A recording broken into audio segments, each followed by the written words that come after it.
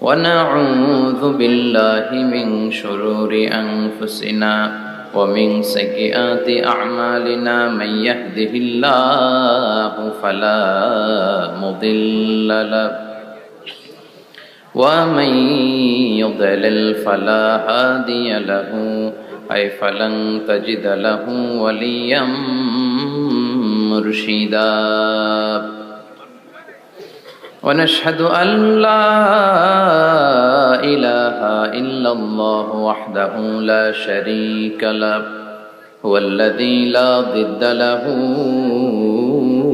ولا ند له لا مثل له ولا مثيل له لا وزير له ولا كفيل له لا شبه له ولا شبيه له لا ولد له ولا والد له وهو الواحد الفرد الصمد لم يلد ولم يولد ولم يكن له كفوا أحد ونشهد أن سيدنا ونبينا وحبيبنا وبشيرنا ونذيرنا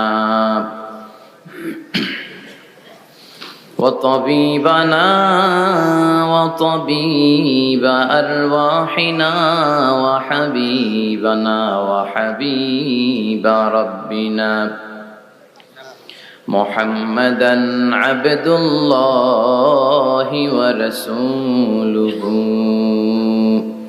أرسله بالحق بشيرا ونذيرا وداعيا إلى الله بإذنه وسراجا منيرا أما بعد فقد قال الله تعالى في كلامه المجيد وفي فرقانه الحميد أعوذ بالله من الشيطان الرجيم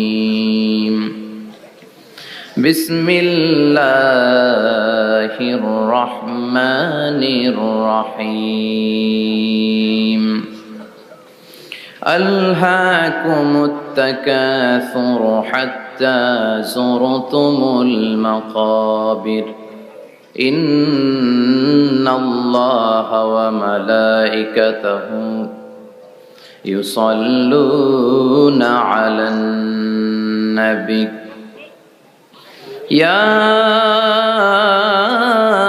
أيها الذين آمنوا صلوا عليه وسلموا تسليما اللهم صل على محمد وعلى آل محمد كما صليت على إبراهيم وعلى آل إبراهيم إنك حميد مجيد اللهم بارك على محمد وعلى آل محمد كما باركت على إبراهيم وعلى آل إبراهيم إنك حميد مجيد সকল প্রশংসার মালিককে সকল ক্ষমতার উৎসকে কেউ যেটা পারে না পারে কে সে আল্লাহর জন্য পড়ছি আলহামদুলিল্লাহ সবাই পড়েন রব্বানা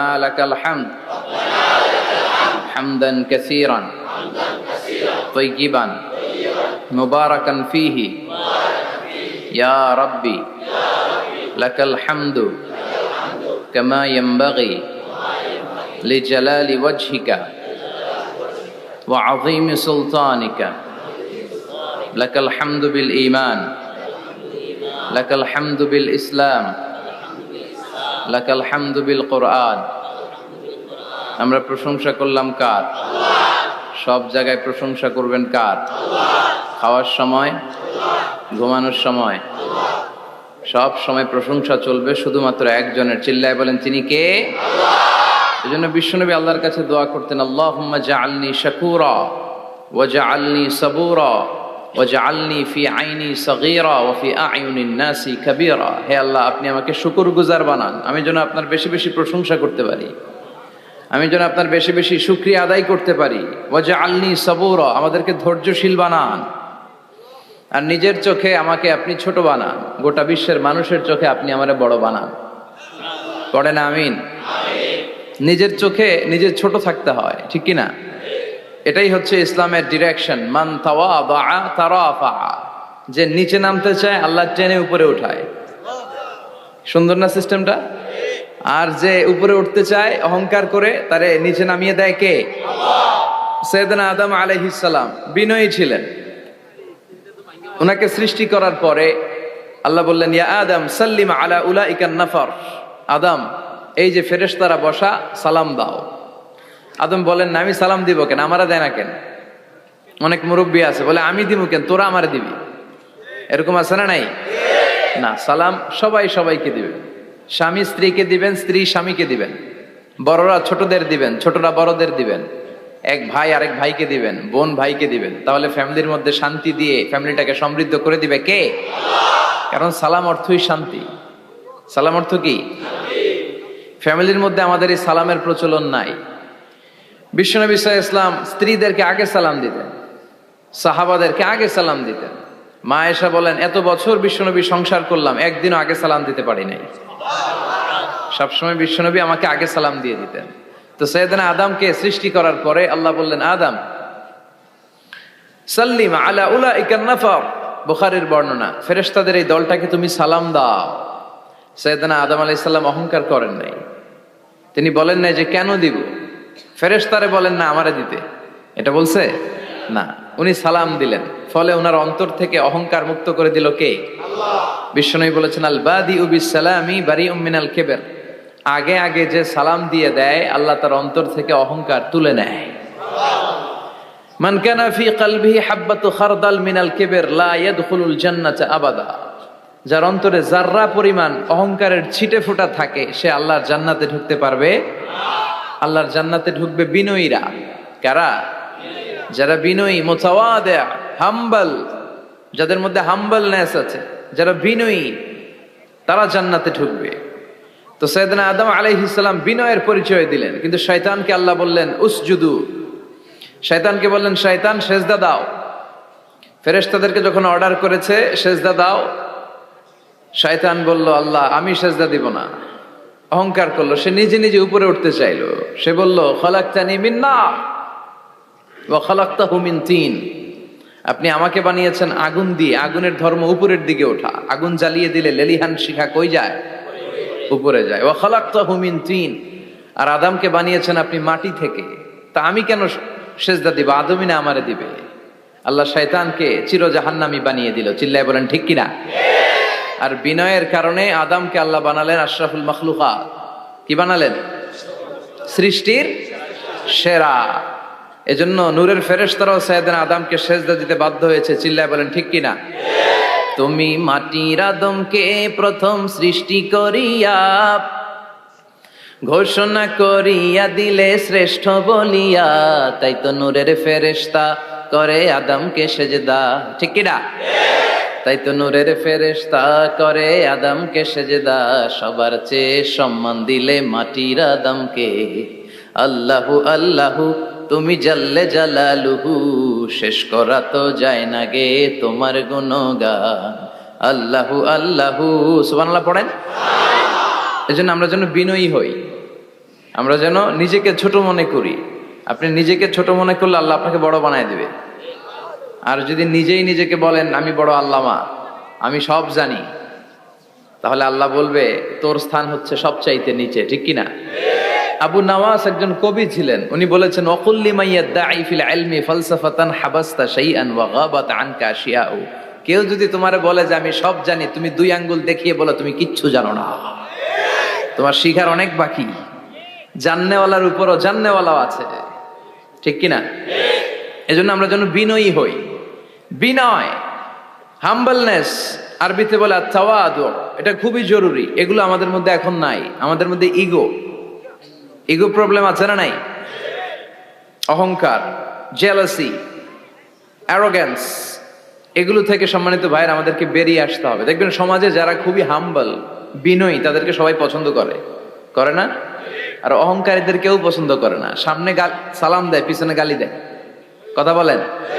এজন্য অহংকারী হবেন না বিনয়ী হবেন? বিশ্বনবী বলছেন, আল্লাহ আপনি আমারে বিনয়ী বানান, আপনি আমারে ধৈর্যশীল বানান, আপনি আমারে শুকুর গুজার বানান। আমার চোখে আল্লাহ আপনি আমারে ছোট বানান, মানুষের চোখে আপনি আমারে বড় বানান। এই বাণীটা একটা বিপ্লবী বাণী, লা ইলাহা মুহাম্মাদুর। ঝিনুকের ভেতর লুকিয়ে থাকে যেমন মতি, ঝিনুকের ভেতর লুকিয়ে থাকে যেমন মতি, কালমা শাহাদাতে আছে আল্লাহর জ্যোতি, কালমা শাহাদাতে আছে আল্লাহর জ্যোতি। সুবহানাল্লাহ পড়ো।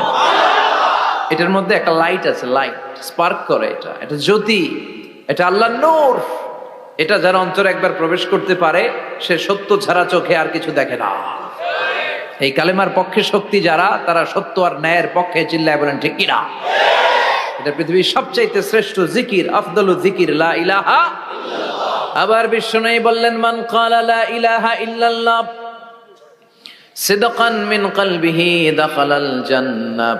অন্তর থেকে একনিষ্ঠতার সাথে একবার যে লা ইলাহা পড়বে, ওই লোকটা জান্নাতে প্রবেশ করবে। তার অপকর্মের কারণে, তার পাপের কারণে হয়তো সে পানিশমেন্ট পাবে জাহান্নামে, কিন্তু ফাইনালি সব শেষে সে জান্নাতে ঢুকবে, ঠিক কিনা? সহিহ ইবনে হিব্বান আর মুস্তাদরাকে হাকিমের এক বর্ণনা, মুসা আলাইহিস সালাম আল্লাহকে প্রশ্ন করলেন, ইয়া আল্লাহ আল্লিমনি কালিমাতান আযকুরু বিহা ওয়া আদউ বিহা। আল্লাহ আপনি আমারে একটা কালিমা শিখান, একটা জিকির শিখান, যে জিকিরটা দিয়ে শুধু আমি আপনার জিকির করব, এই জিকির কেউ জানবে না, শুধু জানবো আমি আর আপনি। সুবহানাল্লাহ পড়েন। আল্লাহ বললেন, ইয়া মুসা ইকরা লা ইলাহা ইল্লাল্লাহ। মুসা তুমি পড়ো লা ইলাহা। মুসা আলাইহিস সালাম বললেন, আল্লাহ বলছি এমন জিকির যেটা আমি আর আপনি ছাড়া কেউ জানবে না। লা ইলাহা এটা তো জাতীয় জিকির, এটা তো ইন্টারন্যাশনাল জিকির, এটা তো সবাই জানে। আমি তো চেয়েছিলাম এক্সক্লুসিভ একটা। আল্লাহ বললেন, মুসা লা ইলাহা ইল্লাল্লাহর চেয়ে শ্রেষ্ঠ জিকির আমার কাছে নাই। আমি আল্লাহর দেয়া সর্বশ্রেষ্ঠ জিকির হচ্ছে লা ইলাহা ইল্লাল্লাহ। লাউ তাদাউ লা ইলাহা ইল্লাল্লাহ ফি কাফফা ওয়াস সামাওয়াতু ওয়াল আরদু ফি কাফফা।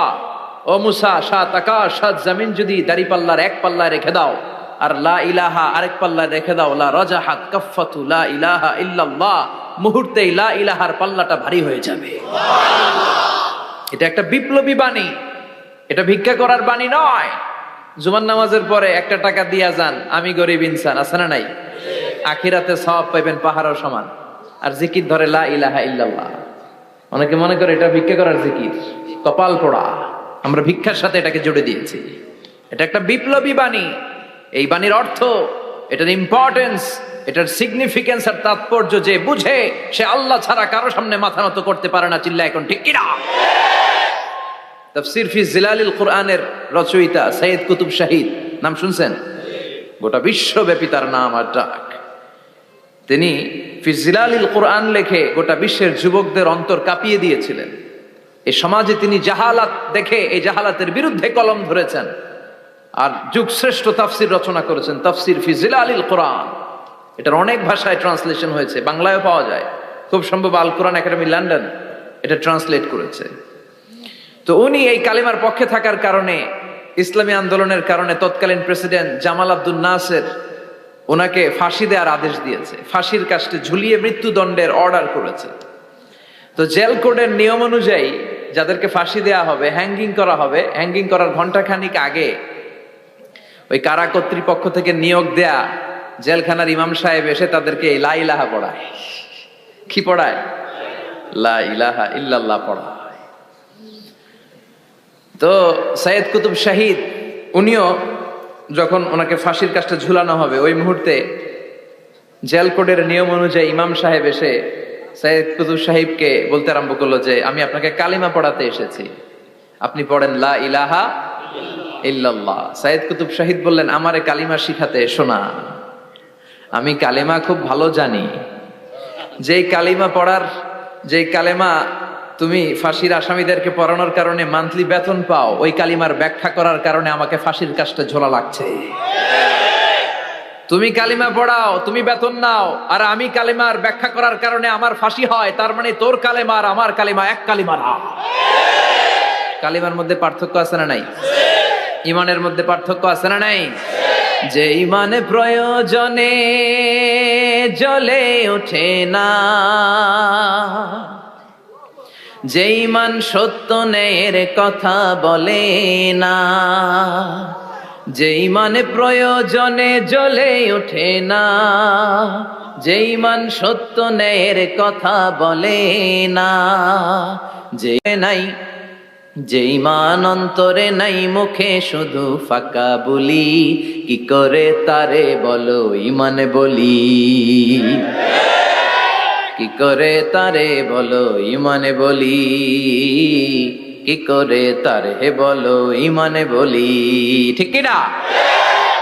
যে ইমান দিন কায়েমের আন্দোলনের ধার ধারে না, যে ইমান লেবাসধারী কোরআন হাদিস তাও পড়ে না, যে ইমান খাজার নামে মাজার গড়ে ফুলুস কামায়, যে ইমান শিরকিয়াতের আমল করে ভীত না হয়, যে ইমান ইমানে ভুলে নাস্তিকতার মঞ্চে ওঠে, যে ইমান বাতিল মতের দোসরে হয়ে ফায়দা লুটে, যে ইমান শুধুই কেবল খায় দায় আনন্দ করে, যে ইমান দেখে না যে আরাকানে ভাইরা মরে, যে ইমান ময়দানে নাই, যে ইমান বাস্তবে নাই, মুখে শুধু ফাঁকা বলি, কি করে তারে বলো ইমানে বলি, কি করে তারে বলো ইমানে বলি, কি করে তারে বলো ইমানে বলি। চিল্লায় বলেন ঠিক কিনা? ইমানে পার্থক্য আছে, কালেমায় কালেমায় পার্থক্য আছে। ওই কারা কর্তৃপক্ষের নিয়োগ করা ইমাম সাহেবের লা ইলাহা ইল্লাল্লাহ আর তাফসির ফি জিলালিল কোরআনের রচয়িতা সৈয়দ কুতুব শহীদের লা ইলাহা এক কালিমা নয়, এক লা ইলাহা নয়। চিল্লায় এখন ঠিক কিনা? পার্থক্য আছে, আলাদা। এজন্য আসল লা ইলাহার অনুসারী হতে হবে। লা ইলাহার ধারক এবং বাহকরা হচ্ছে সত্য এবং ন্যায়ের পক্ষে। যত বিপদ আসে, যত আপদ আসে, যত ঝুঁকি আসে, পাহাড় সম ঝুঁকিকে ডিঙ্গিয়ে তারা লা ইলাহার কালেমার পতাকাকে উড়িয়ে দেয়। চিল্লায় বলেন ঠিক কিনা? এজন্য ইমানে পার্থক্য আছে। আমরা যেন আসল ইমানদার হতে পারি, আল্লাহ তৌফিক দাও। আর জোরে পড়েন আমিন। আমরা সব সময় যেন আল্লাহর জিকির দিয়ে হৃদয়টাকে সিক্ত রাখতে পারি, তুমি তৌফিক দাও। বিষ্ণু বলেছেন লা ইয়াজালু লিসানুকা রাতবান মিন যিকরিল্লাহ, তোমার জিহ্বাটা যেন আল্লাহর জিকিরে সব সময় ভিজা থাকে। কি থাকে? সব সময় যেন পড়ি সুবহানাল্লাহ, আলহামদুলিল্লাহ, লা ইলাহা ইল্লাল্লাহ। সব সময় যেন আমরা পড়ি আল্লাহু আকবার। বিষ্ণু বললেন আহাব্বুল কালাম ইলাল্লাহি আরবা। খেয়াল রাখবেন, আল্লাহর কাছে সবচেয়ে প্রিয় কথা চারটা। কয়টা? আহাব্বুল কালামি ইলাল্লাহি আরবা। আল্লাহর কাছে সবচাইতে প্রিয় কালাম হচ্ছে চারটা। লা ইয়াদুররুকা বিআইয়িহিন্না বাদাআতা। এই চারটার কোনটা দিয়ে শুরু করবে এটা তোমার ব্যাপার, আগে পরে করলেও কোনো সমস্যা নাই। চারটার একটা হচ্ছে সুবহানাল্লাহ, আরেকটা হচ্ছে আলহামদুলিল্লাহ, আরেকটা হচ্ছে লা ইলাহা ইল্লাল্লাহ, আরেকটা হচ্ছে আল্লাহু আকবার। এজন্য সব সময় আল্লাহর জিকির করতে রাজি আছেন তো? আল্লাহরে ডাকতে রাজি আছেন? ফাযকুরুনি ওয়াশকুরুলি। আল্লাহ বলেন যদি আমার জিকির করো আমিও তোমাদের জিকির করি, যদি আমার স্মরণ করো আমিও তোমাদের স্মরণ করি। আবার বিশ্বনবী বললেন, আল্লাহ ঘোষণা দেন ফাইন যাকারানি ফি নাফসি যাকারতুহু ফি নাফসি। আমার বান্দা যদি একা একা আমার জিকির করে আমিও আমার বান্দাকে একা একা স্মরণ করি। ওয়া ইন যাকারানি ফি মালাইন যাকারতুহু ফি মালাইন খায়রিম মিনহু। আর মহা সম্মেলনে যদি বান্দা আমারে স্মরণ করে আমি এর চাইতো শ্রেষ্ঠ মহা সম্মেলন ফেরেশতাদেরকে নিয়ে আমার বান্দাকে স্মরণ করি। ওয়া ইন তাকাররাবা ইলাইয়া শিবরান তাকাররাবতু ইলাইহি যিরাআন। আমার বান্দা যদি আমার দিকে 1 বিঘত আসতে চায় আমি আমার বান্দার দিকে 1 হাত এগিয়ে যাই। আমার বান্দা যদি আমার দিকে 1 হাত আসতে চায় আমি আমার বান্দার দিকে 2 হাত চলে যাই। ওয়া ইন আতানি ইয়ামশি আতাইতুহু হারওয়ালা, আর আমার বান্দা যদি আমার কাছে হেঁটে হেঁটে আসতে চায়, আমি আমার গোলামের দিকে দৌড়ে দৌড়ে যাই। ওই আল্লাহরে ভুলে গিয়ে আমরা মাজারে যে সিজদা দেই, কপাল পোড়া আছে না নাই? দোদেল বান্দা কালমা চোর, না পায় শ্মশান না পায় ঘোর, দিন থাকিতে আয়রে পথে ছাইড়া দে ভণ্ডামি, ভণ্ডামি ভণ্ডামি ভণ্ডামি, ছাইড়া দে ভণ্ডামি। ঠিক কি না? এই ভণ্ডামির সাথে আমাদের সম্পর্ক আছে? মাজার পূজার সাথে ইসলামের কোনো সম্পর্ক আছে? নামাজ কালাম পড়ে না, ইবলিশ শয়তানের নানা, আছে না নাই? এলাকায় মনে হয় নাই, অনেক জায়গায় আছে দেখবেন লাল সালু দিয়া উঁচু করা। সাইয়েদনা আলীকে মদিনায় বিশ্বনবী পাঠালেন আর বললেন, যত উঁচু মাজার দেখো ভেঙে মাটির সাথে গুড়িয়ে দাও। কবরস্থান উঁচু হবে না, কবর হবে সমান। এটাকে সেফটি দেওয়ার জন্য, সিকিউরিটি দেওয়ার জন্য আপনি চারদিকে সিম্পল বেড়া বা দেয়াল দিতে পারেন, যাতে গরু ছাগল যে এই কবরের অসম্মান না করে। আমরা আশরাফুল মাখলুকাত, আমরা বেঁচে থাকলেও যেমনি সম্মান আছে আমাদের, মরে গেলেও সম্মান আছে না নাই? আল্লাহ বললেন, ওয়ালাকাদ কাররামনা বানি আদম, আমি বনি আদমের সম্মান বাড়িয়ে দিয়েছি। জীবিত অবস্থায় যেমনি সম্মান, মরে গেলেও সম্মান। ঠিক কিনা? বিশ্বনবী দেখলেন একটা লাশ যাচ্ছে, লাশ দেখে নবী দাঁড়িয়ে গেলেন। সাহাবারা বললেন, ইয়া রাসূলুল্লাহ ইন্নাহু ইয়াহুদি, এটা ইহুদির লাশ। দাঁড়ালেন কেন? বসেন। বিশ্বনবী বললেন, আওয়ালাইসাত নাফসান, এটা কি মানুষ না? এটা হোক না ইহুদি, হোক খ্রিস্টান, হোক নাস্তিক, এটা তো মানুষ। আমি তো মানুষকে সম্মান দিয়েছি। I have dignified the status of the sons of Adam. আমি বনি আদমের সম্মানকে বাড়িয়ে দিয়েছি। সবার উপরে মানুষ সত্য, তাহার উপরে নাই। এজন্য কবরকে সিকিউরিটি দিতে হবে, কিন্তু গম্বুজ বানানো যাবে? লাল সালু দেয়া যাবে? মাজারে আগরবাতি দেয়া যাবে? মোমবাতি, মশারি, অনেক মাজারের উপরে লম্বা মশারি টাঙানো আছে না নাই? ওর বাবারে মশাই কামড়ায়, কত বড় ডাকাত। তো মশাই যদি নিচ থেকে তাড়াইতে না পারে, ও তোমারে কি করবে? কথা বলেন। মশা তাড়াতে পারে না নিজের গা থেকে, তোমারে কি বাঁচাবে? দেখবেন যে লোকটা মাজারে মশারি দেয়, ওর বাবার ডেঙ্গু জ্বর, ওর বাপেরে মশাই খায়, ওর মারে মশাই খায়। গোটা বিশ্বের সবগুলো আল্লাহর ওলি যদি একটা গ্লাসের পানিতে ফু দেয়, আর আপনার মা যদি আপনার মাথার মধ্যে হাত বুলিয়ে দেয়, আপনার মা যদি আপনার বুকে একটা ফু দিয়ে দেয়, সব পীর সাহেব একদিকে, মায়ের দোয়া আরেকদিকে। মায়ের দোয়া মুহূর্তে আবার আল্লাহর আরশে পৌঁছে যাবে। এজন্য বিশ্বনবী বলতেন, সালাসু দাওয়াতিন মুস্তাজাবা, তিনটা দোয়া আল্লাহ কবুল ফিরিয়ে দেন না। এক নম্বরে হচ্ছে দাওয়াতুল মুসাফির, সফর অবস্থায় দোয়া করলে কবুল করে কে? দুই নম্বরে দাওয়াতুল মাজলুম, অত্যাচারিত ব্যক্তির দোয়া কবুল করে কে? তিন নম্বরে দাওয়াতুল ওয়ালিদাইনি লিওয়ালাদিহি, মা বাবা যখন হাত তুলে ছেলে মেয়েদের জন্য আল্লাহর কাছে দোয়া করে, ওই দোয়াটাও কবুল করে কে? মাজারে মশারি দিবেন? লাল সালু দিবেন? আগরবাতি, মোমবাতি, কোন মানত? মাজারে মানত করা যায় না। ইন্নী নাযারতু লিররহমানি সাওমা, মানত করতে হয় রহমানের নামে। মানত হবে একজনের নামে। চিল্লায় বলেন, তিনি কে? এজন্য মাজারে কিছু দেয়া যাবে না। এই ভণ্ডামি গোটা বাংলাদেশ ব্যাপী। আমরা বলে যাচ্ছি, যতটুকু শুধরানোর শুধরাবে। হেদায়েত দেওয়ার মালিক একজন। চিল্লায় বলেন, তিনি কে? অনেক পীর আছে এরকম ভণ্ড পীর, সারা বছরে নাকি একবারও গোসল করে না। 365 দিনে ওর গোসলের রুটিন একদিন, আর ওই একদিনের গোসলের পানি মুরিদরা সব খাইয়া শেষ করে ফেলায়। নাউজুবিল্লাহ কইবেন না? নামাজ কালাম পড়ে না, ইবলিশ শয়তানের নানা, ধর্মের একখান খুঁটি ধইরা কয়দিন করবা হয়রানি। ভণ্ডামি ভণ্ডামি ভণ্ডামি, ছাইড়া দে ভণ্ডামি। দোদেল বান্দা কালমা চোর, না পায় শ্মশান না পায় ঘোর, দিন থাকিতে আয়রে পথে ছাইড়া দে ভণ্ডামি। ভণ্ডামি ভণ্ডামি ভণ্ডামি, ছাইড়া দে ভণ্ডামি। চিল্লায় বলেন ঠিক কিনা? এগুলোর সাথে আমাদের কোনো সম্পর্ক নাই। ইসলাম হচ্ছে সহজ। আদ-দীনু ইউসরুন লা উসরা ফি, আদ-দীনু ইউসর, দিন সহজ।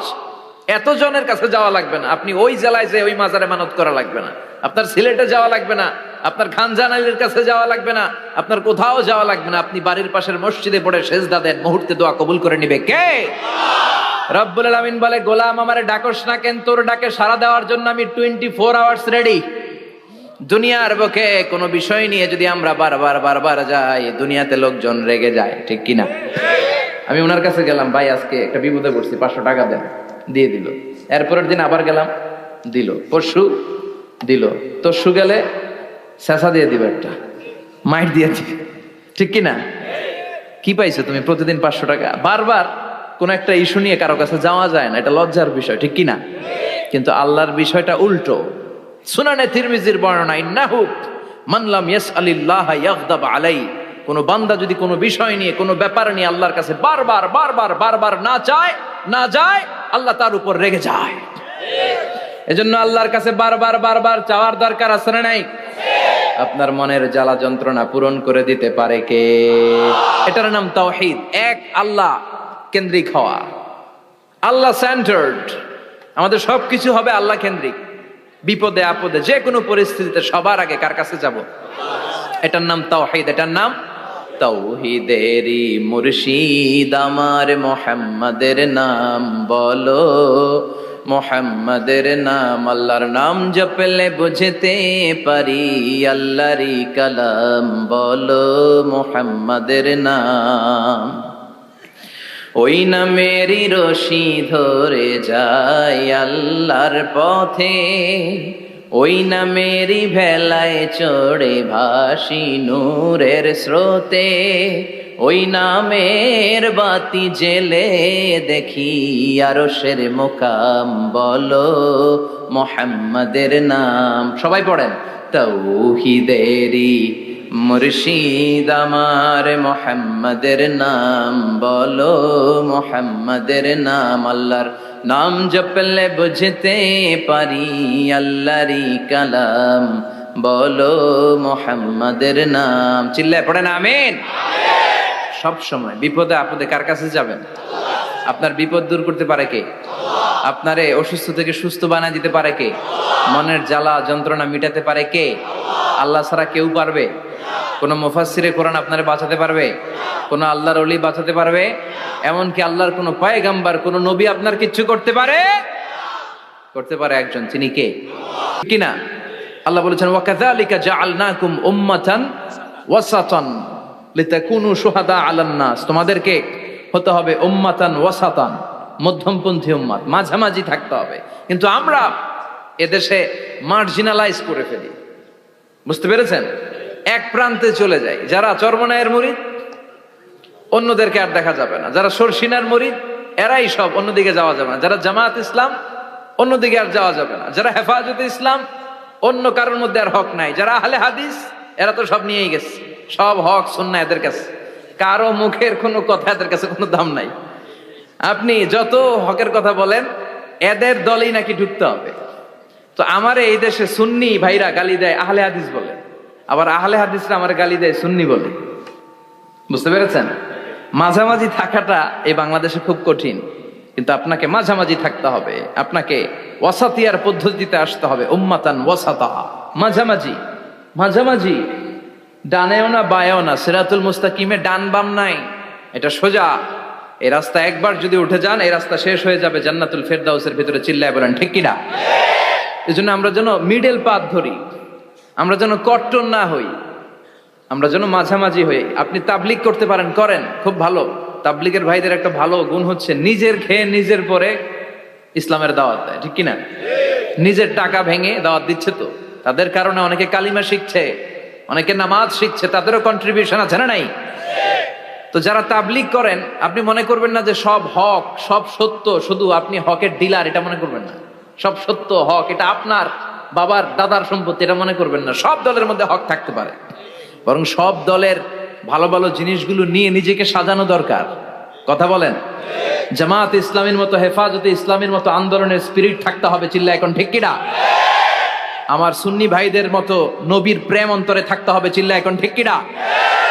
তাবলিগের ভাইদের মতো হৃদয়ে ইখলাস থাকতে হবে।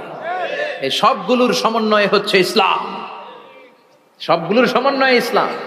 এজন্য কখনো মনে করবেন না যে আমি একদল করি তার মানে অন্য সব দল মনে হয় বাতিল, ওগুলো মনে হয় মুসলমান না, ওগুলো আমার চোখেই ধরে না। এটা ঠিক না, এটা ইহুদিদের স্বভাব। ইহুদিরা শুধুমাত্র হকের ডিলার মনে করতো নিজেদেরকে, ইহুদি ছাড়া বাকি কাউরে ওরা চোখে দেখতে পারতো না। এজন্য আমরা কি কট্টরপন্থী হব না মধ্যমপন্থী? চিল্লায় বলেন, কট্টরপন্থী না মধ্যমপন্থী? আল্লাহ আমারে যতদিন বাঁচিয়ে রাখা আমি মধ্যম পন্থার কথা বলেই যাব, up to my death. It's my mission, it's my vision. এটাই আমার লক্ষ্য, যে মধ্যম পন্থার ইসলামকে প্রমোট করা, যেটা বিশ্বনবীর ইসলাম, যেটা মদিনার ইসলাম, যেটার মধ্যে বাড়াবাড়ি নাই, ছাড়াছাড়ি নাই, ঠিক কিনা? আল্লাহ তুমি আমাদেরকে বুঝার তৌফিক দান করো। সূরার নাম হচ্ছে সূরাতুত তাকাসুর। চিল্লায় বলেন কি নাম? এই সূরার সেন্ট্রাল সাবজেক্ট ম্যাটার হচ্ছে we have to go back to our Lord. আমাদেরকে ফিরে যেতে হবে আমাদের রবের কাছে। আমরা কেউ আজীবন থাকতে আসি নাই। থাকতে পারবো আজীবন? দাদা চলে গেল, বাবা চলে গেল, মা চলে গেল, মামা চলে গেল, খালু চলে গেল, এরপর আমাদের টনক নড়ে না, তাই না? পাগল পাড়া হয়ে আছে এই পৃথিবীর জন্য। মরতে যে হবে এটা ভাববার সময়টুকু আমাদের নেই। আমরা ব্যস্ত আমাদের ক্যারিয়ার নিয়ে, আমাদের লাইফ নিয়ে, আমাদের সমাজ নিয়ে, আমাদের ফ্যামিলি নিয়ে, আমাদের সন্তান আর সম্পদ নিয়ে আমরা super busy. We are leading a very super busy life. We don't have even a single time to think about death. মৃত্যু নিয়ে ভাবার একটা মুহূর্ত আমাদের নাই। কিন্তু পৃথিবীর সবচাইতে সুনিশ্চিত বিষয় হচ্ছে মৃত্যু, ঠিক কিনা? The most certain thing in our life is death. আমাদের জীবনের সবচাইতে সুনিশ্চিত বিষয় হচ্ছে মরণ। মরবই আমরা। And the most uncertain thing in our life is the time of death. আর আমাদের জীবনের সবচেয়ে অনিশ্চিত বিষয় হচ্ছে মৃত্যুর সময়। আমরা জানি না। মরবো যে এটা জানি, জানেন না? কিন্তু কখন মরবো এটা জানি? এই সূরাটা আপনারে এই জিনিসটা জানান দিতে এসেছে যে দুনিয়ার সম্পদ, লোভ, লালসা এগুলো নিয়ে পড়ে থেকো না। এই যে আমাদের ফ্যামিলি, আমাদের বাচ্চা কাচ্চা, আমাদের এত টাকা পয়সার হিসেব, মাস শেষে বাড়ি ভাড়া, গ্যাসের বিল, এইটা সেটা, আপনি কি মনে করছেন যে আপনি চলে গেলে এগুলো থেমে থাকবে? কিছুই থেমে থাকবে না, সব চলবে আগের মতো, থাকবেন না আপনি। এজন্য শাহাদাত ফয়সাল ওনার ফেসবুকে সর্বশেষে লিখে গিয়েছিল, আমি হীন দুনিয়া, মানে এমন দুনিয়া যেটাতে আমি নাই। সব চলে, সকাল গড়িয়ে বিকেল হয়, শীত শেষে গ্রীষ্ম আসে, দিন শেষে রাত নামে, সব চলে, নাই শুধু আমি। চিল্লায় বলেন ঠিক কিনা? তো এজন্য এগুলি একটু ভাবেন। অনেক ব্যস্ত আমরা। এই দুনিয়ার পুরো জীবনটা এটা হচ্ছে লালসাময় একটা জীবন। লোভ, মরিচিকা, মায়াজাল, এই মায়াজালে আমরা আটকে আছি। ফলে মৃত্যুর কথা আমরা ভুলে গিয়েছি। পাগলের মতো ছুটছি, আরো টাকা লাগবে, আরো খ্যাতি লাগবে, আরো যশ লাগবে, আরো দাপট লাগবে আমার। এত টাকা দিয়ে কি হবে? এত সম্পদ দিয়ে কি হবে? এত ব্যস্ততা দিয়ে কি হবে তোমার? স্টপ, থামুন, অনেক হয়েছে, আন্না, থামুন। Take a rest, take a breath and think about death. Think that you have to go back to your Lord. একটু বসেন না, একটু ভাবেন যে আমাকে চলে যেতে হবে, চলে যেতে হবে। এই কোলাহল, এই ব্যস্ততা এগুলো থাকবে, থাকবো না আমি। সাইয়েদনা ওমর ফারুক বলেছেন, মুতু ক্বাবলা আন তামুতু, মরার আগে একবার মরো। হাসিবু ক্বাবলা আন তুহাসাবু আলাইকুম, তোমার হিসাব নেওয়ার আগে তুমি একবার নিজের হিসাবটা করো না। কাগজ বের করে একটু লিখো না কি কি ভালো কাজ করছিলা, যেগুলো দিয়ে নাজাতের ওয়াসিলা হতে পারে, 1 2 3, আর কি কি আকাম কুকাম করছো দেখো না, লিখে দেখো তোমার অবস্থাটা কি। মরার আগে একবার মরো। মরার আগে খাটের মধ্যে শুয়ে শটান করে চোখ বন্ধ করে একবার মরার ভান করে দেখেন কেমন লাগে। চোখটা বন্ধ করেন আর ভাবেন আপনি নাই, কি কি হতে পারে ভাবেন। আপনার ছেলে মেয়েরা কান্না জুড়ে দিবে, আপনার প্রাণের স্ত্রী বিলাপ শুরু করে দিবে, বন্ধু বান্ধবের চিৎকার আর মাতম, স্থানীয় এলাকার মসজিদে ঘোষণা, অমুক এলাকার নিবাসী অমুক ভাই অমুকের ছেলে অমুক দুনিয়ায় নাই। সব আত্মীয়রা চলে আসবে, ফেসবুকে স্ট্যাটাস দেয়া হবে, সবাই সবাইকে জানাবে বিকাল 4টায় অমুক হাই স্কুল ময়দানে আপনার জানাজা। ছুটে আসবে, সবাই ছুটে আসবে আপনাকে শেষ বিদায় দিতে, গুড বাই জানানোর জন্য, আল ওয়াদা, বিদায় জানাতে আসবে সবাই। 4 তাকবীর দিয়ে আপনার জানাজা হবে, অশ্রুসিক্ত জানাজায় আপনার বিদায় হবে। কাঠের খাটিয়ার মধ্যে করে কাঁধে তুলে আপনারে কবরে নেওয়া হবে। আগে থেকে খুঁড়ে রাখা কবরটার মধ্যে আপনারে বিছিয়ে দেয়া হবে। বাঁশের কচি দিয়ে তার উপরে মাটির চাপা দিয়ে সব চলে যাবে। ভাবেন না একবার চোখ বন্ধ করে, this is the circle of life, this is the nature of life. এটা সবার হবে, আমার হবে, আপনার হবে। এত মায়া, এত ভালোবাসা কই যাবে? কেউ থাকবে না। সবাই আপনার অন্ধকার কবরে রেখে দিয়ে চলে আসবে। উপরে বাঁশের কঞ্চি, তার উপরে মাটির চাপা, অন্ধকার আর অন্ধকার। এই অন্ধকার যেন শেষ হতে চায় না, শুধুই অন্ধকার, ঠিক কিনা? এজন্য আমাদের চলে যেতে হবে। দাদা গেল, চাচা গেল, মামা গেল, আমাদেরকেও যেতে হবে, জোরে কোন ঠিক কিনা? একদিন মাটির ভেতরে হবে ঘরে মন আমার, কেন বন্ধ দালান ঘর? প্রাণ পাখি উড়ে যাবে পিঞ্জর ছেড়ে,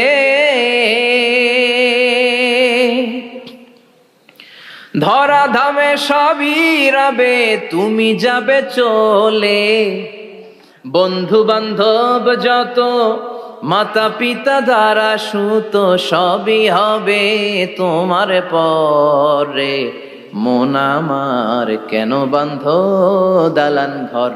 একদিন মাটির ভেতরে হবে ঘরে মন আমার, কেন বন্ধ দালান ঘর? ঠিক কিনা? সব পরে থাকবে, চলে যেতে হবে আমাদেরকে। এজন্য আখিরাতের কথা যেন আমাদের স্মরণ হয়। বিশ্বনবী বলতেন, নাহাই তুকুমান জিয়ারাতিল কবুর, আমি তোমাদেরকে কবর জিয়ারত করতে আগে নিষেধ করতাম, কিন্তু এখন নিষেধাজ্ঞা প্রত্যাহার করে নিলাম। এখন সব সময় তোমরা কবরের সামনে যাবা আর জিয়ারত করবা। কবরস্থানে জানতো? বড়ুয়া কৃষ্ণপুরের এই গ্রামের কবরস্থান আছে? কোন দিকে? পূর্ব দিকে আছে, গোখরার জলের ওদিকে। যান আপনারা, একটু যাবেন, একটু গেলে আখিরাতের কথাটা স্মরণ হবে। ওখানে ছোট শিশুরা শুয়ে আছে, কিশোর যুবকরা আছে, আপনার মতো তাগড়া যুবক, মুরব্বীরা আছে। এরা এই এলাকায় থাকতো, এরা আকাশ থেকে নেমে আসে না, এই এলাকার সন্তান, আজ নাই। একটা সার্টেন পিরিয়ড শেষে আপনিও থাকবেন না। This is the nature of life, this is the circle of life. ছোট্ট শিশু হয়ে এসেছিলেন, শৈশব, কৈশোর, যৌবন, প্রৌঢ়ত্ব। আগে ছিলেন সিঙ্গেল, বিয়ে করে হয়ে গেলেন ডবল। এরপরে আল্লাহ আপনাকে একটা মেয়ে দিল, এরপরে মেয়েকে বিয়ে দিয়ে শ্বশুর হলেন, এরপরে ওই মেয়ের ঘরে সন্তান হতে নানা হলেন। আর কতদিন? অনেক দিন হলো তো, অনেক লম্বা সময় পেয়েছেন আপনি। Think about that. এবার যাওয়ার কথা ভাবেন, আখিরাতের সামানের কথা ভাবেন, ফিরে যেতে হবে। কি শক্তিশালী যুবক! বার্ধক্য চলে আসলে লাঠি ছাড়া চলতে পারে না। কুচকুচে কালো দাড়ি সাদা হয়ে যায়, দাড়ির শুভ্রতা, বয়সের ভার, রং ধরা যৌবন জং ধরে শেষ, ঠিক কিনা? This is the circle of life. যুবক ভাইরা, এটাই জীবন, চলে যেতে হবে, কেউ থাকতে পারবে না, ঠিক কিনা? এটা রিমাইন্ডার আল্লাহ এই সূরার ভেতরে দিয়েছেন যে তোমাদেরকে ফিরে যেতে হবে। এই লোভ লালসা ছেড়ে দাও। রব্বুল আলামিন বলেন, আলহাকুমুত তাকাসুর হাত্তা যুরতুমুল মাকাবির। ও গোলাম, দুনিয়ার সম্পদ, লোভ লালসা তোদেরকে পাগল বানিয়ে দিয়েছে। এই লোভ পাগলামি কোনোদিন তোদের থামবে না যতদিন না তোরা কবরে ঢুকবি, ঠিক কিনা? কার কথা? আল্লাহ বললেন, দুনিয়ার সম্পদ আর লোভ আর মোহে তোমরা গাফেল হয়ে গিয়েছো। আখিরাতের কথা বেমালুম তোমরা ভুলে গিয়েছো। কিন্তু আখিরাতে তোমাদের যেতেই হবে, কবরের বাড়িতে তোমাদের ঢুকতেই হবে, ঠিক কিনা? যেতেই হবে। আমরা ভুলে যাই। আলহাকুমুত তাকাসুর, অতিরিক্ত পাওয়ার লোভ, বেশি বেশি খাওয়ার লোভ, বেশি বেশি জমানোর লোভ মানুষকে গাফেল বানিয়ে দিয়েছে। এটা মানুষের স্বভাব। আরো চাই, আরো চাই, এই স্বভাবটা আছে না নাই? দেখবেন ছোট বাচ্চারা মসজিদের দোয়া অনুষ্ঠান শেষে জিলাপি দেয় না? বড়ুয়া কৃষ্ণপুরে কি দেয়? আগে বাতাসা দিত না, এখন কি দেয়? জিলাপি দেয়, মিষ্টি দেয়। তো মসজিদের 2-3 গেট থেকে যদি দেয়, ছোট বাচ্চারা দেখবেন এদিক দিয়ে কয়েকটা নেয়, নিয়ে আবার ওই গেটে লাইন ধরে। ওর হাত হলো ছোট হাত, ওর হাত ভর্তি জিলাপি, আর নেওয়ার জায়গা নেই, এরপর আরেক জায়গায় লাইন ধরছে। আরো লাগবে, আরো লাগবে, এই আরো আরো আরো চাই। এই স্বভাবটাই মানুষকে কুড়ে কুড়ে শেষ করে দিয়েছে। এত লাগবে কেন তোমার? চাহিদার কোনো শেষ নাই। Unlimited demand of human being. যার আছে বেশি তার চাই বেশি। যার সাইকেল আছে তার হুন্ডা চাই, হুন্ডা আছে তো প্রাইভেট কার চাই, প্রাইভেট কার আছে তো প্লেন চাই, প্লেন আছে তো হেলিকপ্টার চাই, হেলিকপ্টার আছে তো ওইটা চাই, ওইটা আছে তো সেটা চাই, ঠিক কিনা? এলাকার মেম্বার যে হয়েছে চেয়ারম্যান হতে চায়, আছে না নাই? চেয়ারম্যান সাহেব এমপি হতে চায়, আছে না নাই? এমপি সাহেব মন্ত্রী হতে চায়, আছে না নাই? মন্ত্রী সাহেব প্রধানমন্ত্রী হতে চায়, আছে না নাই? কিন্তু এই দেশে সুযোগ নাই। কথা কন। এই দেশে প্রধানমন্ত্রী সিলেক্টেড, 2-3 জনের বাইরে কেউ প্রধানমন্ত্রী হইতে পারবি না, ঠিক কিনা? আমার এই জীবনে তো আমি 2-3 জনেরই দেখলাম। বেগম খালেদা জিয়া, মাননীয় প্রধানমন্ত্রী শেখ হাসিনার ছোট্টবেলা দেখেছি এরশাদকে, আমরা তখন ছোট। তো মানুষের চাহিদার কোনো শেষ নাই, যার আছে বেশি তার চাই বেশি। এজন্য বিষ্ণু বলেছেন, উনজুরু ইলা মান হুয়া আসফালা মিন, তোমার চেয়ে যে খারাপ আছে ওর দিকে তাকাও। ওয়ালা তানজুর মান হুয়া আ'লা মিন, তোমার চেয়ে যে ভালো আছে ওর দিকে তাকায়ও না, তোমার চেয়ে যে খারাপ অবস্থানে আছে ওর দিকে তাকাও। অনেকে নিজের অবস্থান নিয়ে সুখী না, এরকম আছে না নাই? আল্লাহ আমার এটা দিল না রে, ওইটা দিল না রে, পাইলাম না রে, কিচ্ছু হয় না, কি করবো জীবনে, হতাশ। আসলে আছে কিন্তু অনেক, কিন্তু শুকরিয়া নাই, ডাকাত, ঠিক কিনা? নিজের অবস্থান নিয়ে সুখী না, কিন্তু অনেক লোক আছে তারা আপনার অবস্থানে পৌঁছতে চায়। তাদের দিকে তাকিয়ে দেখেন, আপনি যে অবস্থানে আছেন এই অবস্থানে পৌঁছাটা অনেকের কাছে স্বপ্ন। তারা প্রতিনিয়ত সংগ্রাম আর স্ট্রাগল করে যাচ্ছে আপনার অবস্থানে পৌঁছতে, আর আপনি এটা নিয়ে সন্তুষ্ট না। শেখ সাদির নাম শুনেছেন? বালাগাল উলা কাশাফাত দুজা, এই কবিতাটার রচয়িতা ইরানের বিখ্যাত এক কবি। উনি একবার আর্থিক সমস্যার মধ্যে দিয়ে সময় কাটাচ্ছেন, টাকা নাই, পয়সা নাই, পায়ে দেওয়ার মতো জুতা নাই। উনি খুব দুঃখ পেলেন, হায় রে, আমি ইরানের এত বড় কবি, আমার পায়ে দেওয়ার মতো জুতা নাই। দুঃখ ভরা মন নিয়ে রাস্তায় হাঁটতে বেরোলেন। হাঁটতে হাঁটতে হঠাৎ দেখলেন একটা লোক শুয়ে শুয়ে কাঁদছে, ওই লোকটার 2টা পাই নাই, পাই নাই। উনি সেজদায় পড়ে গেলেন, আল্লাহর কাছে ক্ষমা চাইলেন, আল্লাহ অনেক দিয়েছো, শুকর আলহামদুলিল্লাহ। এজন্য যেই পরিস্থিতিতেই থাকি না কেন আমরা কি পড়বো? জোরে বলেন, কি পড়বো?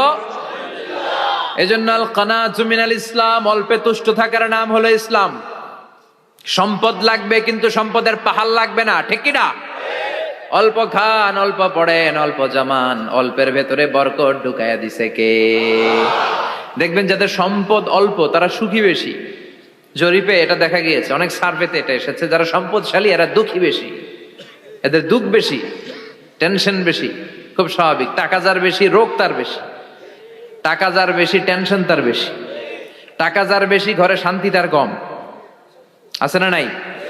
ঘরের ভেতরে অশান্তি, ছেলে কথা শোনে না, ছেলে টানে গাঞ্জা, মেয়ে করে পরকিয়া, আছে না নাই? স্ত্রী কথা শোনে না, ভালোবাসা নাই, ঘরটা জাহান্নামের টুকরা।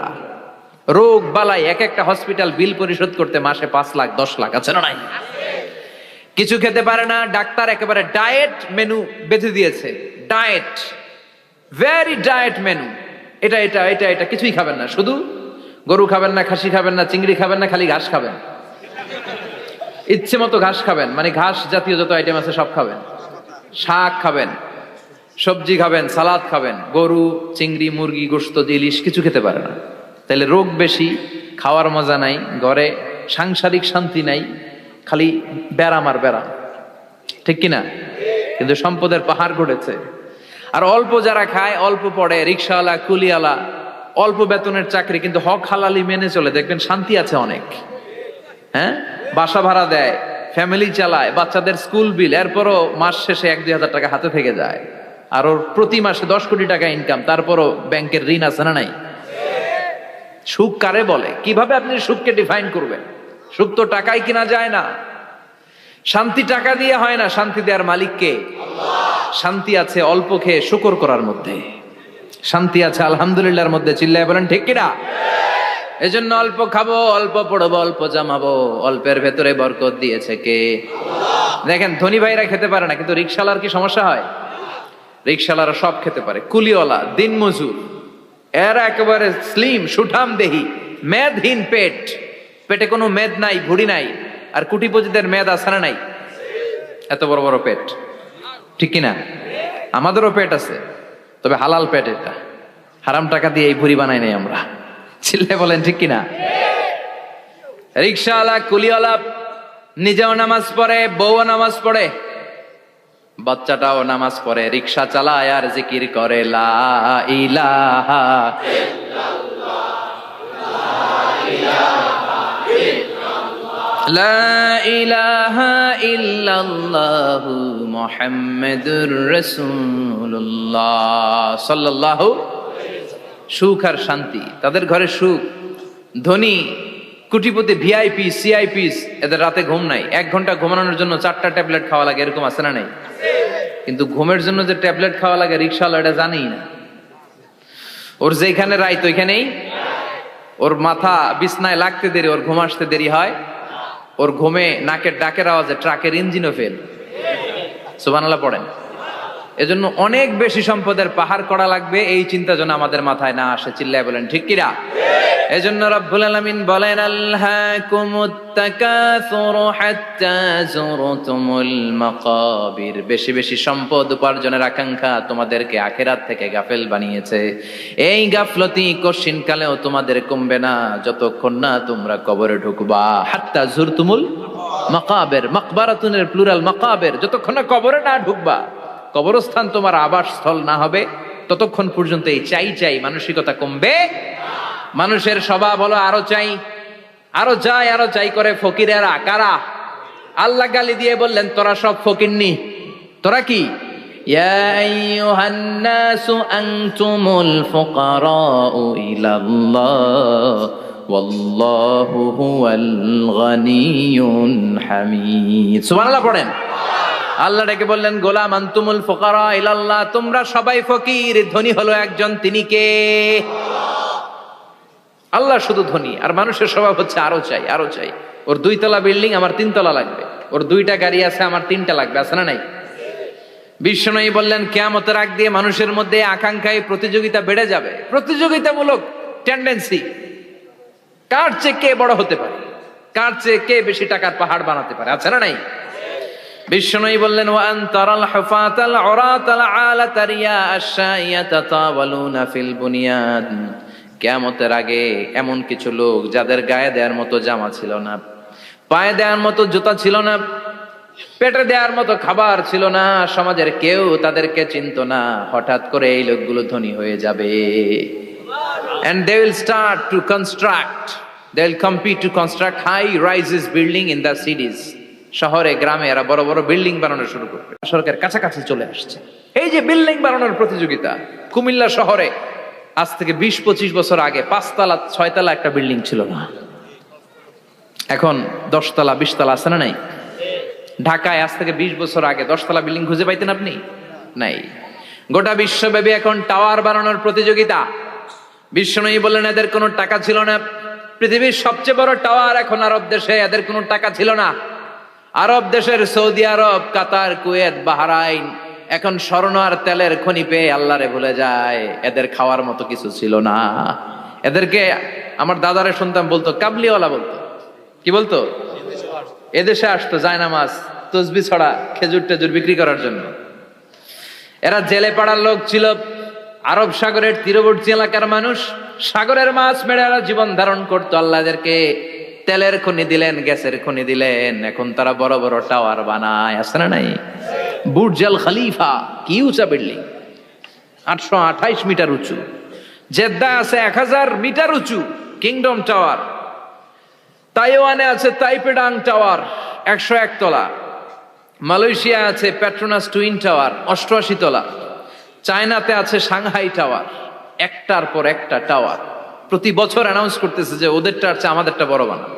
কাতার কয় ওরা বানাইলে আমরা পারবো না কেন, আমরা বানাবো আরো বড়। আছে না নাই? শাগালাত কুমুত তাকাসুর, যে আরো লাগবে, আরো বড় হতে হবে, এই টেন্ডেন্সি মানুষকে আখিরাত থেকে একেবারে গাফেল বানিয়ে দিয়েছে। চিল্লায় বলেন ঠিক কিনা? টাকার পাহাড় বানাতে চায়, দরকার থাকলেও চায়, না দরকার থাকলেও চায়। বর্তমান পৃথিবীর সবচেয়ে ধনী লোকটার নাম জানেন? কি নাম? হ্যাঁ, বিল গেটস। ওর যে কত টাকা ও নিজেও জানে না। ওর পকেট থেকে যদি $100 একটা বান্ডিল পড়ে যায়, এটা তুলতে ওর যত সময় লাগবে, ও না তুলে যদি হেঁটে যে আইডিয়া নিয়ে হাঁটতেছিল ওইটা নিয়ে হাঁটে, ওদিকে আরো বেশি ইনকাম হয়ে যাবে। এত টাকা তার, এটা তোলার সময় তো তার নাই। ওয়ারেন বাফেট নাম শুনছেন? হাজার হাজার কোটি ডলারের মালিক। Prince Walid bin Talal, Saudi ধনকুবের নাম শুনেছেন? ওর একটা বিমান আছে, প্রাইভেট জেট প্লেন। এই বিমানটার 70% মেড অফ গোল্ড। বিমানের 70% স্বর্ণ দিয়ে বানানো। গত কয়েক বছর আগে আমি ব্রুনাই গিয়েছিলাম। ব্রুনাইয়ের সুলতানের নাম হাসান আল বালখিয়া।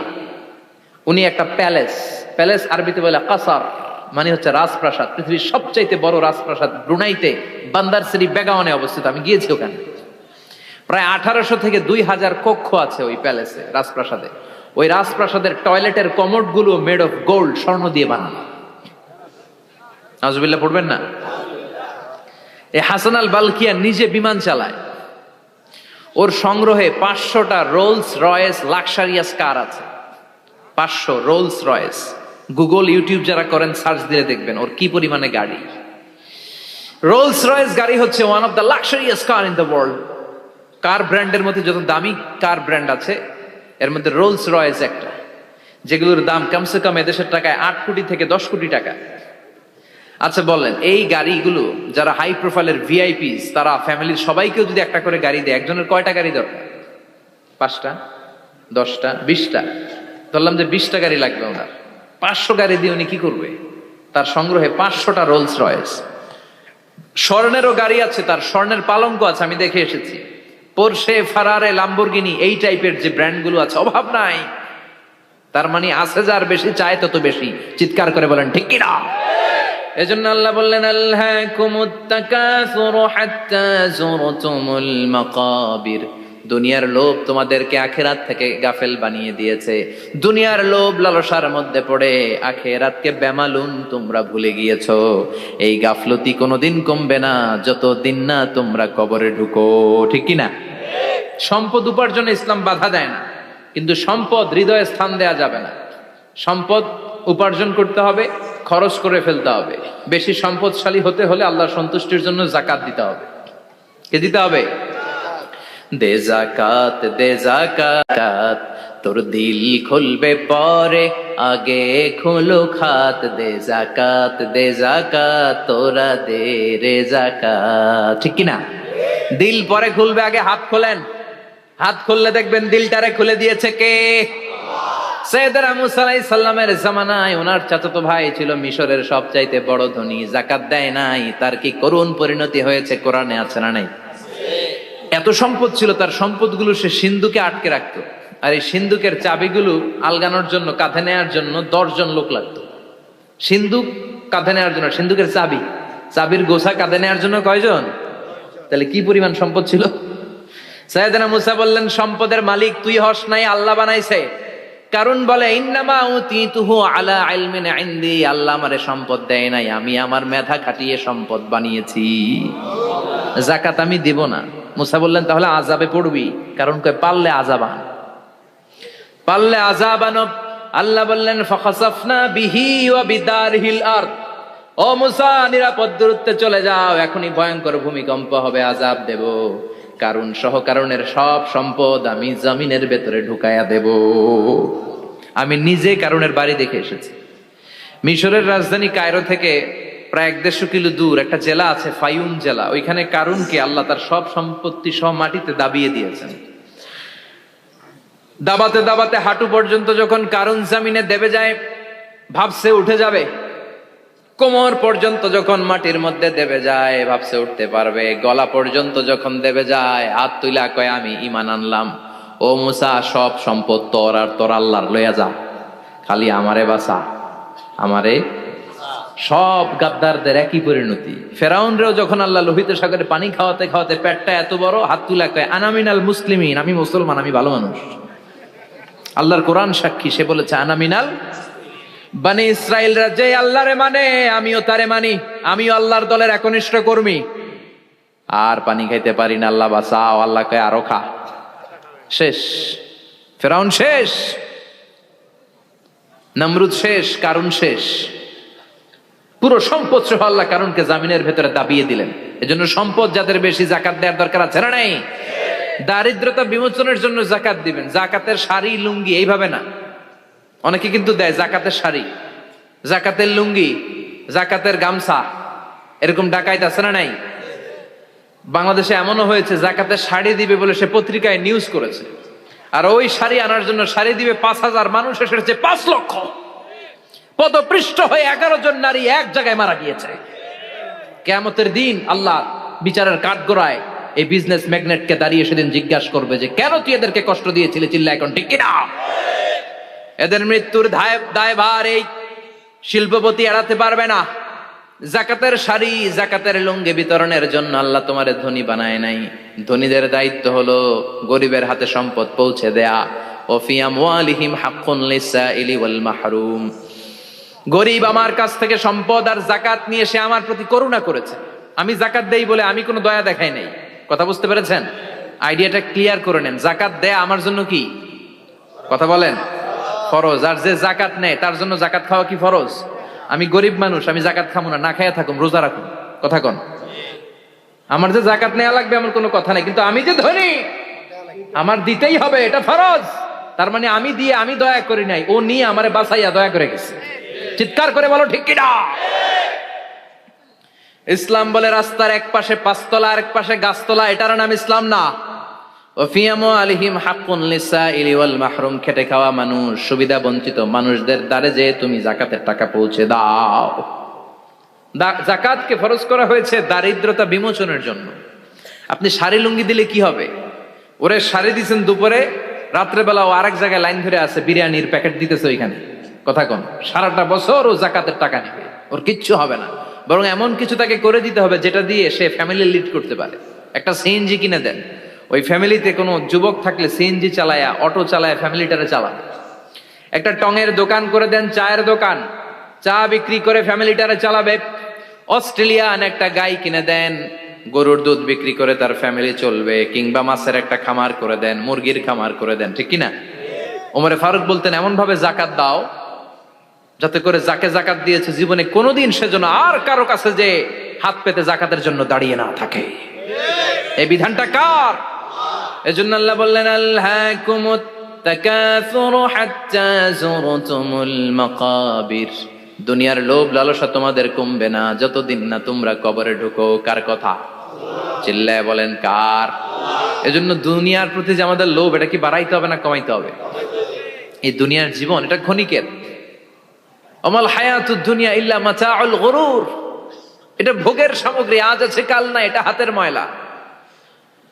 দুনিয়ার এই জীবনের দৃষ্টান্ত হচ্ছে 4টা স্বর্ণের টুকরা আর 3টা লাশের মতো। স্বর্ণের টুকরা 4টা, চিৎকার করে বলেন তো কয়টা? লাশ 3টা, জোরে বলেন কয়টা? অনেক অনেক আগের যুগের 3জন যুবক জীবিকার তাগিদে তারা বের হয়েছে কর্মসংস্থান করে খাবে। পথিমধ্যে তারা গুপ্তধন পেয়েছে, স্বর্ণের বার পেয়েছে, তো বড় বড় 4টা পেয়ে তারা মহা খুশি। আমাদের আর কাজ করা লাগবে না, এগুলো বেচে আজীবন খাবো, সুখে থাকবো। তো 3জন মিলে বললো 4টা স্বর্ণের টুকরা 3জনের মধ্যে ভাগ করে দেওয়ার আগে একজন এক কাজ কর, বাজার থেকে কিছু রুটি নিয়ে আয়, খুব ক্ষুধা লেগেছে, খেয়ে নেই। একজনরে রুটি আনতে পাঠিয়ে 2জন মিলে ভাবে ওইটারে যদি মেরে ফেলতে পারি তাহলে তো তোর আর আমার মধ্যে কোনো ঝামেলা নাই। স্বর্ণের টুকরা কয়টা? তুই নিবি 2টা, আমি নেব 2টা।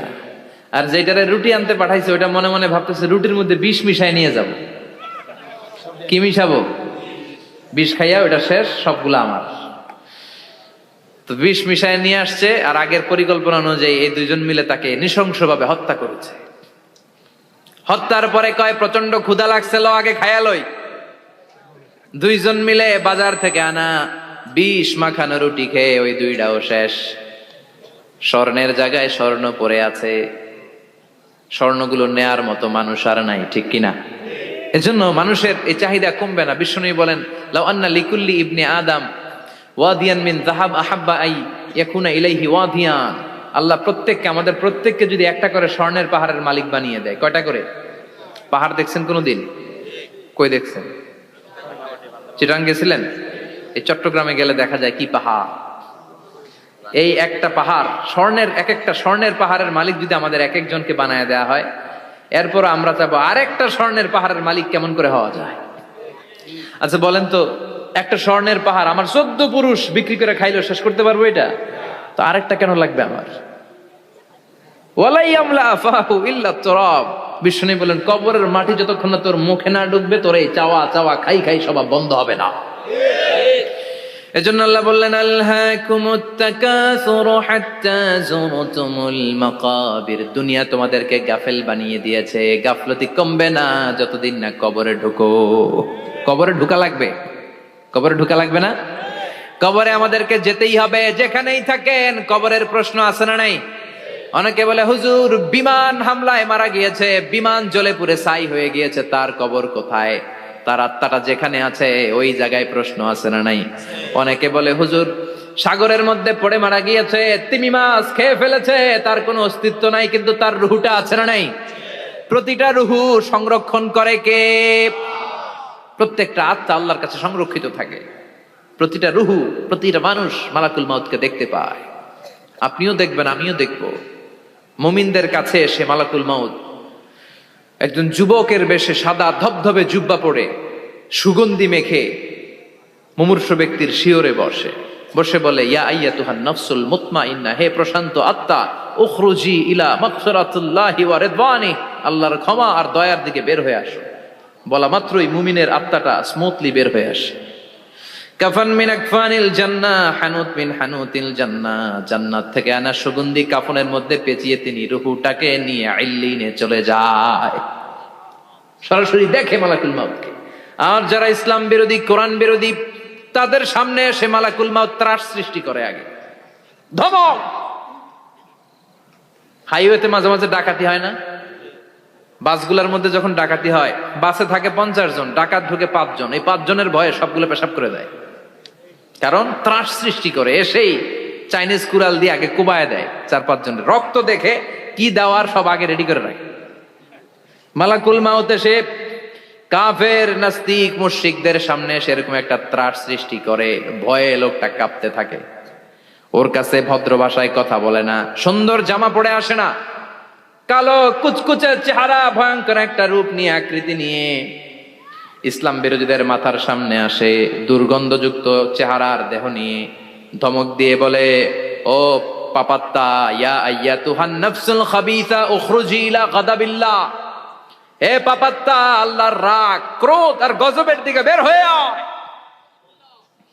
মুমিনের আত্মা বলার সাথে সাথে যেমনি মুমিনের দেহ থেকে বের হয়ে জান্নাতি কাফনের ভেতরে ঢুকে, কাফেরদের আত্মাও কি এরকম তাড়াতাড়ি বেরোতে চায় নাকি? কাফেরদের আত্মা বেরোতে চায় না। ডানে দৌড়, বায়ে দৌড়, সামনে দৌড়, পেছনে দৌড়, আহা দৌড়াদৌড়ি করে। মালাকুল মাউত এটাকে টেনে হিচড়ে, একটা জীবিত ছাগলকে জবেহ না করে, জবাই না করে, তার চামড়া উল্টার দিকে টেনে হিচড়ে বের করলে ছাগলটা যত কষ্ট পায়, এর চেয়ে কমসে কম 70 গুণ বেশি কষ্ট দিয়ে কাফের মুশরিক আর গাদ্দারদের রূহ কবজ করা হয়। আল্লাহ এই পরিস্থিতি থেকে তুমি আমাদের বাঁচাও। মুমিনদের রূহ যেমনি কবজ হয়, ওইভাবে রূহ কবজের ব্যবস্থা করে দিও। ইমানের মৃত্যু নসিব করে দিও, শাহিদি মৃত্যু নসিব করে দিও।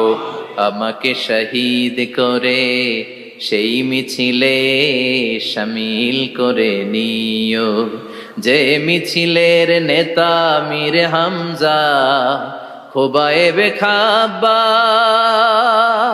আল্লাহর কাছে ছিল অতি প্রিয়, শামিল করে নিও। আমাকে শহীদ করে সেই মিছিলে শামিল করে নিও। পড়েন আমিন। আরো জোরে পড়েন আমিন। তার মানে বিমান দুর্ঘটনায় হোক, কিংবা লঞ্চ ডুবিতে হোক, কিংবা আগুনে পড়ে হোক, কিংবা আত্মঘাতী হামলায় হোক, যে যেখানেই মারা যায়, কবরের 3টা প্রশ্ন তার জন্য আছে না নাই? ইসলাম বিরোধীদের জন্য প্রশ্ন 3টা, আপনারা যারা মুমিন তাদের জন্য 4টা। আপনাদের জন্য একটা বেশি, আলহামদুলিল্লাহ। কোন কবরে এসে প্রথম প্রশ্ন করবে, মুনকার নাকির যখন চলে আসবে, 40 কদম যখন আত্মীয় স্বজনরা লাশটাকে কবরের মধ্যে দিয়ে 40 কদম চলে যায়, তখনই ফেরেশতা চলে আসে। আহা, শেষ, সব শেষ। এসেই পরীক্ষা শুরু। মার রব্বুক, তোর রবের নাম কি? চিল্লায় বলেন, আমাদের রবের নাম কি? আমরা বলবো রব্বি আল্লাহ, আল্লাহ আমারে রব। দমে দমে তনু মনে তারি অনুভব। পড়েন, আল্লাহ আমারে রব। তোমার দুনিয়াতে আমি যেদিকে তাকাই, অথই নিয়ামতে ডুবে আছি সবাই। পাখ পাখালির গানে শুনি তাসবিহ কল রব, তাসবিহ কল রব, আল্লাহ আমারে রব। প্রথম প্রশ্ন, তোমার রব কে? আমরা বলবো আমাদের রব আল্লাহ। দ্বিতীয় প্রশ্ন, ওমা দীনু, তোমার ধর্মের নাম কি? আমরা কি বলবো? তৃতীয় প্রশ্ন, বিশ্বনবীর চেহারা দেখিয়ে বলা হবে আতারিফু হাদার রাজুল, এই লোকটারে চিনো নাকি? আমরা বলবো চিনি, আমাদের প্রাণের নবী, ঠিক কিনা? চাঁদের চেয়ে সুন্দর তুমি নবী আমার কমলিওয়ালা, দু জাহানের বাদশা তুমি প্যারা নবী সাল্লে আলা, চাঁদের চেয়ে সুন্দর তুমি নবী আমার কমলিওয়ালা, ঠিক কিনা? তিনটা প্রশ্নের যথাযথ উত্তর যখন দিয়ে দিলেন, আপনার জন্য অতিরিক্ত আরেকটা প্রশ্ন করা হবে, ওয়ামা ইলমুক, তোমার নলেজ কি? তিনটা প্রশ্নের উত্তর যে তুমি করতে পারলা, কিভাবে পারলা, কেমনে জানলা? নকল করে বলছো নাকি জেনে বুঝে আসছো? নকল হয় না? এখন তো পরীক্ষা চলতেছে বোধহয়। কি পরীক্ষা? এসএসসি পরীক্ষা। নকল হয়? কৃষ্ণপুরে নকল নাই না? এখন মনে হয় এগুলো একটু কমছে। একটা সময় ছিল অনেক নকল হইতো। পাঞ্জাবের ভিতরে নকল, পকেটে নকল, টুপির ভিতরে নকল, মৌজার ভিতরেও নকল, এমনকি মেয়েরাও নকল করে পরীক্ষার হলে আসে না নাই? স্কেলের মধ্যে লিখে নিয়ে যায়, হাতের মধ্যে লিখে নিয়ে যায়, ওড়নায় লিখে নিয়ে যায়, কাপড়ে লিখে নিয়ে যায়, আসে না নাই? ফেরেশতারা বলবে নকল করছো নাকি? কেমনে জানলা? তিনটা প্রশ্নের উত্তর তুমি কেমনে বললা? আল্লাহ তোমার রব, ইসলাম তোমার ধর্ম, এই লোকটা বিশ্বনবী, কেমনে চিনলা? আপনাকে তখন বলতে হবে আমি কোরআন থেকে শিখেছি, আমি হাদিস থেকে শিখেছি, আমি ইসলাম জেনে বুঝে মেনেছি, আমি আন্দাজে কোথাও ঘুরি নাই। চিল্লা এখন ঠিক কিনা? আপনাকে বলতে হবে, এজন্য শিখতে হবে, প্রতিনিয়ত ইসলাম সম্পর্কে জানতে হবে, আখের গোছাতে হবে, জীবনটাকে আলোকিত করতে হবে। চিল্লায় বলেন ঠিক কিনা? চারটা প্রশ্নই যখন হয়ে গেল, ফেরেশতারা বলবে আহলান ওয়া সাহলান ওয়া মারহাবান বিক, খোশামদেদ, কংগ্রেচুলেশন, খোশামদেদ, কংগ্রেচুলেশন, সব প্রশ্নের উত্তর তুমি পেরেছো। ফায়ুফসাহু লাহু কবরুহু ৭০ যিরান, আপনার কবরটারে ৭০ হাত লম্বা করে দেয়া হবে। ওয়া ইফতাহু লাহু বাবুন ইলাল জান্নাহ, আপনার কবর থেকে জান্নাতের দিকে দরজা খুলে দেয়া হবে। ওয়া ইউলবাসু মিন লিবাসি আহলিল জান্নাহ, জান্নাতের দুইটা রেশমি কাপড়ের পোশাক এনে আপনারে পরিয়ে দেয়া হবে। আর বলা হবে নাম কানাও মিলা আরুস, ঘুমাও, sleep, you should get some sleep now, তোমাকে লম্বা সময় পাড়ে দিতে হবে, ঘুমাও। কানাও মিলা আরুস, যেমনি বর বাসর রাতে আরামসে ঘুম দেয়, বাসর রাতে যেমনি বর কনেকে নিয়ে মধুর ঘুম দেয়, তুমিও ঘুমাও, কেউ তোমার ঘুম ভাঙবে না। মালাক ইসরাফিলের, কিয়ামতের জন্য ইসরাফিলের সিংহায় যে ফুৎকার আছে, ওই ফুৎকার ছাড়া কোনো কিছুই তোমার ঘুম ভাঙাতে পারবে না। আলহামদুলিল্লাহ পড়েন। আল্লাহ আমরাও যেন চারটা প্রশ্নের উত্তর দিয়ে লম্বা একটা ঘুম দিতে পারি, পড়ে না আমিন। ওয়াম্মাল কাফির ওয়া আহলুশ শিমাল, আর ইসলাম বিরোধী যারা, তাদের সামনে আসবে মালাকান আসওয়াদান আজরাকান, কৃষ্ণ বর্ণের দেহ, নীলাভ বর্ণের দুটো চোখ, গায়ের রং কালো, চোখের রং নীল। দেখতে কেমন লাগে? আলিফ লাইলার ভূতের মতো, কথা কন। গায়ের রং কালো, চোখের রং নীল। ফেরেশতা দুইটা আসবে, এসে ত্রাস সৃষ্টি করবে, এসে বলবে বল তোর রবের নাম কি? মার রব্বুক। ইসলাম বিরোধী মুশরিক, কাফের, নাস্তিক এরা বলবে আমি জানি না আমার রবকে, আমি জানি না, আমি তো আজীবন শুধু চেয়ার করেছি, মদ খেয়েছি, আমি ধর্ষণে সেঞ্চুরি করেছি দুনিয়ার বুকে, আমি টেন্ডারবাজি করেছি, চাঁদাবাজি করেছি, আমি মাস্তানি করেছি, আমার দাপটে এলাকার ইসলাম প্রিয়রা বাসায় ঘুমাতে পারে না। আমি ছিলাম টেন্ডারবাজ, আমি ছিলাম গডফাদার, সন্ত্রাসীদের লিডার, আমি ছিলাম ডন 1 2 3 সব, আমি ছিলাম ডনের ডন, আমি ছিলাম মাস্তান, রংবাজ, রব টপ কি আমি তো জানি না। লাদ্রি লাদ্রি, আমারে জিজ্ঞেস করো না। আবার প্রশ্ন করা হবে ওয়ামা দীনুক, তোর ধর্মের নাম কি? বলবে লা আদরি, আমার কোনো ধর্ম নাই, আমার কোনো ধর্ম নাই, আমি শুধু মৌজ মাস্তিতে ছিলাম, আমি আনন্দ ফুর্তি করেছি, ইসলাম নিয়ে আমার মাথা ব্যথা ছিল না, আজীবন ইসলামরে আমি বাস দিয়েছি। চিল্লায় বলেন ঠিক কিনা? ইসলাম বিরোধীদের সাথে ছিল আমার চলাফেরা, আমার সব সাঙ্গপাঙ্গ ছিল গুন্ডা, বদমাশ, ইসলাম বিরোধী। রব কি, ইসলাম কি, এগুলো আমি জানি না। আমার এগুলো জিজ্ঞেস করো কেন? ধর্ম কি আমি জানি না, আমি কিচ্ছু মনে করতে পারছি না। 3 নম্বর প্রশ্ন করা হবে আতারিফু হাদার রাজুল, দেখো তো এই লোকটারে চিনো কিনা? কয় না। চিনি না, তবে মনে হয় এই লোকটারে দুনিয়ার বুকে আমি গালি দিতাম, এই লোকটার বিরোধিতা করতাম, ব্লগের মধ্যে এই লোকটার ব্যাপারে কুৎসা রটনা করতাম, এই লোকটার কার্টুন বানিয়ে আমি হিংসা ছড়িয়ে দিতাম, এই লোকটার ব্যাপারে আমি এলাকার মধ্যে অপপ্রচার চালাতাম। ফেরেশতারা বলবে তাই? এই ছিল তোর ডিউটি? দাঁড়া, এখনই আমাদের খেলা শুরু, এখনই শুরু। ফায়ুতরাকু বিমাতারিকা মিন হাদিদ, লোহার একটা হাতুড়ি দিয়ে মাথা থেকে পা পর্যন্ত পিটানো হবে, পিটিয়ে ওর গোশতর হাড্ডিগুলোকে থেতলে ফেলা হবে।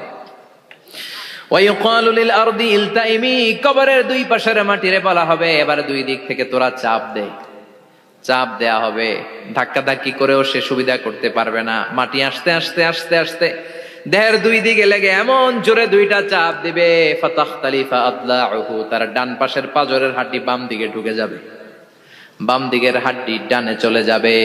বিশ্বনবী বললেন এই হাতুড়ি দিয়ে পিটানোর শাস্তি, কবরের চাপ দেওয়ার শাস্তি চলতেই থাকবে হাত্তাল কিয়ামা, কিয়ামত পর্যন্ত। আল্লাহ এই কবরের শাস্তি থেকে আমাদের বাঁচাও। আমরা এই আযাব পেতে চাই না, আমরা যেন ঠিকভাবে কবরের 4টা প্রশ্নের উত্তর করে দিয়ে লম্বা ঘুম দিতে পারি। আল্লাহ তুমি তৌফিক দাও। এজন্য আল্লাহ বললেন গোলাম দুনিয়া নিয়ে পাগল হয়ে থেকো না, এই দুনিয়ার জীবন আসল জীবন নয়, আসল জীবন হলো কবরের জীবন। জোরে বলেন ঠিক কিনা? এই জন্য মাঝে মাঝে কবরে যাবেন, কবরস্থানে দাঁড়িয়ে চিন্তা করবেন এই জায়গায় আমারও আসতে হবে। দিন যাবে, রাত আসবে, বৃষ্টি হবে, শীত আসবে, কেউ আমার দেখতে আসবে না, একা থাকতে হবে, একা, বড় একা, অন্ধকার, বড়ই অন্ধকার। ওই কবরের জীবনের সামান গোছানোর দরকার আছে না নাই? ওই কবরে সুখে শান্তিতে থাকতে চাইলে নামাজ পড়ার দরকার আছে না নাই? কোরআন পড়ার দরকার আছে না নাই? ছেলে মেয়েগুলোরে মানুষের মতো মানুষ করার দরকার আছে না নাই?